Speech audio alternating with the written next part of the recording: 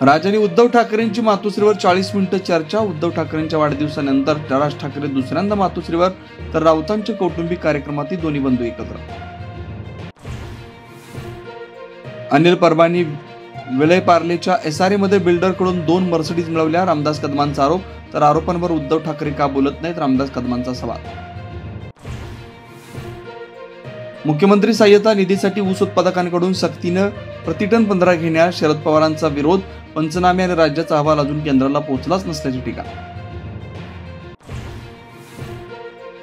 आजवर अनेक राज्यकर्ते आले पण साखरेचे भाव पडलेले असायचे। शरद पवारांचं नाव न घेता अजित पवारांचा निशाणा, तर भाकरी फिरवली नाही करपते एकनाथ शिंदेंचा टोला। अतिवृष्टीने झालेल्या नुकसानाचे पंचनामे करून अहवाल लवकर पाठवून द्या, केंद्राकडून मदत पाठवतो अमित शहांचं आश्वासन। 2 दिवसात अहवाल पाठवू, मुख्यमंत्र्यांची ग्वाही।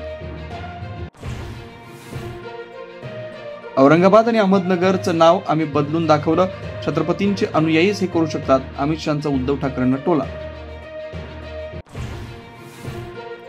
अमित शहा येण्याआधी मंत्री पंकजा मुंडे साई मंदिरात ध्यानस्थ, पायरीवर बसून साई नामाचा जप। तर उपमुख्यमंत्री अजित पवारांचा भाविकांशी हस्तांदोलन।